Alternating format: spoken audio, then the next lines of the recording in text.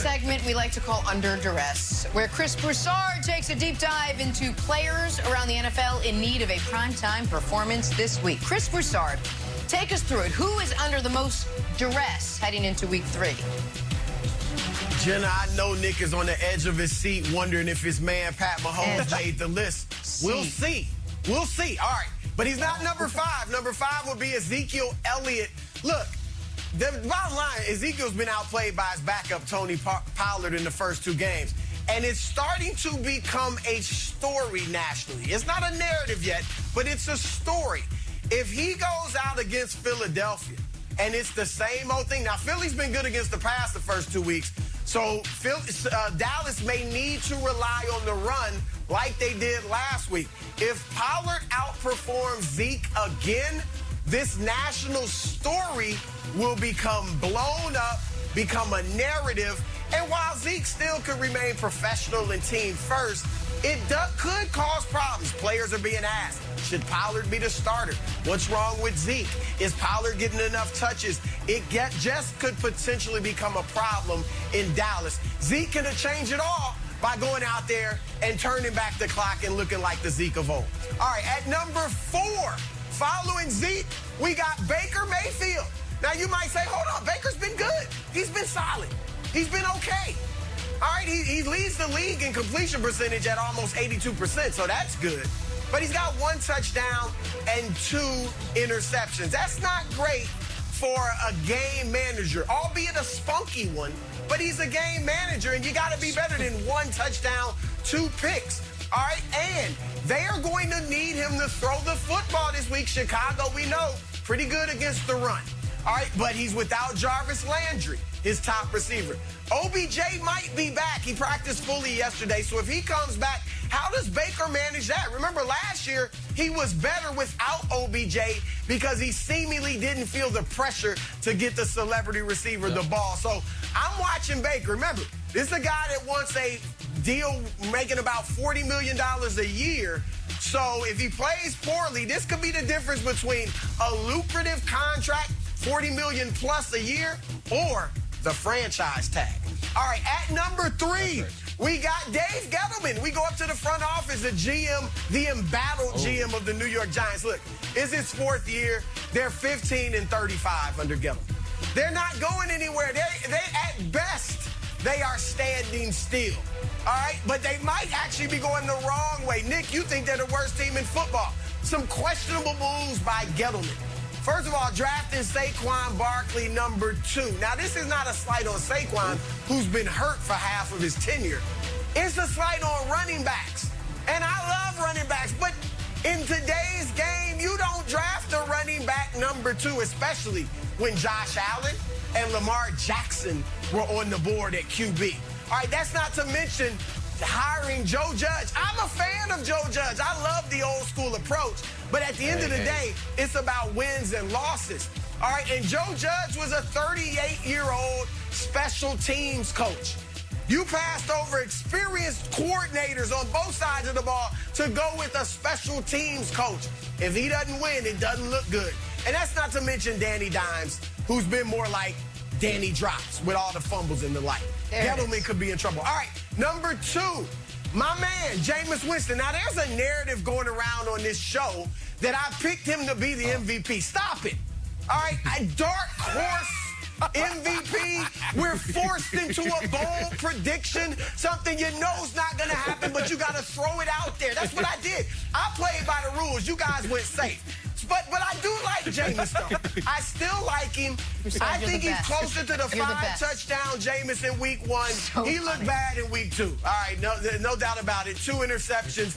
He's got to come out there and play well, or the narrative. That narrative can always get you. You know, you want to keep that thing positive. Yeah. The narrative will go negative if he has another bad game this week. And Taysom Hill's always just a moment away from getting that starting job or playing more possessions than Jameis. All right, at number 1, the guy under the most duress. Who is it? I don't think I'll get any pushback on this one. Mike Zimmer, the head coach of the Minnesota Vikings. And let me say this. Zimmer's a good coach. 64-49-1 in his 7+ seasons in Minnesota. But here's the problem. That's a long time to be in a place when you have had very limited postseason success. All right, and he has had very limited. The 6 coaches in the league who have a longer tenure in one place than Zimmer, look at them. They all won Super Bowls, and they're lapping and triple lapping and double, all that more than Zimmer as far as playoff victories. So Zimmer, they're 0-2. We know how tough it is to make the playoffs at 0-2. If they lose this week, and they play Seattle, so a loss could be, is likely. 0-3, it looks like they'll be out of the postseason, and Zimmer will likely be out of a job. Those are the guys who are under duress. Nick, your guy survived. Good list. He was close, though. Yeah, well, listen, list. I got to tell you, I was a little anxious that you were going to ruin, just obliterate all of your great work with 5 through 2 by erroneously and ridiculously and really kind of, what's the word, vulgarly putting Mahomes at 1. But you stayed true to your integrity and honesty, and you put Zimmer at 1. And so I think this is a great list. I'm going to not petition, because that's Wilds' stupid birds thing. I'm going to advocate for an addition. Sorry, Wilds, stray. And it's going to be hard. We're going to try to squeeze him in there. And this guy's not really a middle seat type of man. But I think you got to find room, hard to find the room, for Big Ben. And here's why. Quietly, Big Ben has been terrible. And it's not just this year. In 2019, he popped his elbow. In 2020, he fell apart at the end of the year. And this year, he has been quarterbacking a team that has scored 40 points on the year, 12 of those via field goal, and 1 via special teams touchdown. Last year looked good, then fell apart.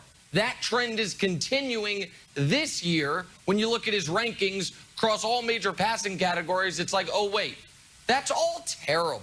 He's 25th in yards per pass, 25th in rating. He's thrown 2 touchdown passes.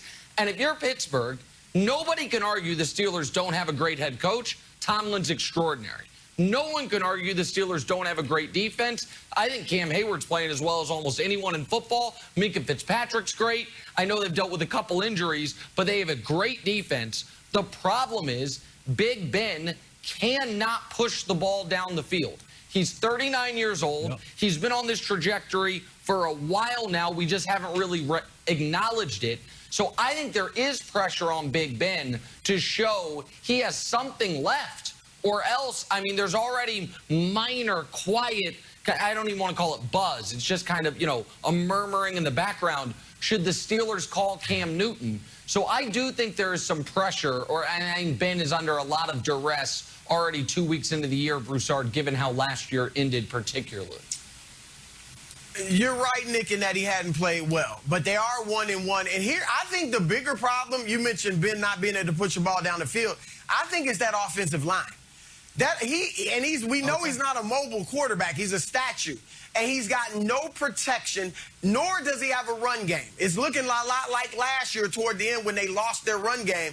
So I think those are built-in, I'll go explanations rather than excuses. I agree he's got to pick it up. Cam Newton's a good name because you're certainly not going to Mason Rudolph. And we haven't even heard a peep about Dwayne Haskins. So I think those things keep the duress level a bit low, that there's no viable replacement other than Cam Newton who's out there. So that's why he didn't make the list. But I'm with you. He's struggled. All right, Broussard, I'm going to also add one person. And first I want to say about Jameis Winston going into Foxborough. Look for the Patriots, who feasted on Zach Wilson at 4 interceptions. Look to them to have even more interceptions, not more, but also to pick off Jameis a few times. Your Jameis MVP prediction, looking worse by the day. Looking worse by the day. So I would take your money out of it. I can't believe you were so set on Jameis said MVP, Broussard. You were positive. I'm going to add Saquon Barkley to the list here. So I'm adding Saquon to the list for this reason. We didn't know how he was going to come back off of injury. We saw 2 major running backs get hurt last year, right? Christian McCaffrey and Saquon. Christian McCaffrey didn't play, came back, looked great. when Saquon's kind of like, hey, is he 100%? Is he not? Like, the reporting around it was very odd. If he's not 100%, let him rest until he's 100% until he looks like Christian McCaffrey. They didn't do that. They played about half the snaps week 1, moved up to about 84% of the snaps week 2.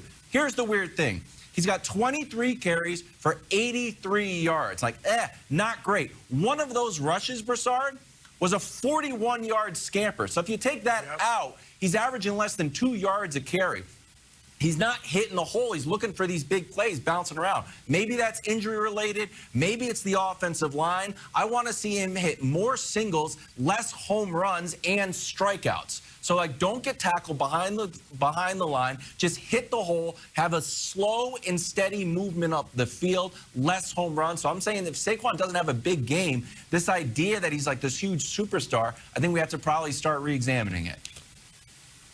Well, look, I don't mind putting Saquon in parentheses next to his GM, Dave Gettleman, who drafted him, because you're right, he struggled. As far as his running, the way he runs, even his rookie year when he played well, if you notice, he had a lot of short gains or negative yardage plays, and then he'd break one. Yep. You know, there's a little bit of Barry Sanders in Barkley. And so I don't think that's related to the injury. I just think that's kind of who he is. The thing is, this isn't 15 years ago when you're going to give the guy 25 carries unless he's Derrick Henry, and he can make up for those things and bust a big one every, one or two big ones a game. So I think you're right, Saquon. I just feel like he is what he is. He's a running back, and I don't expect him to turn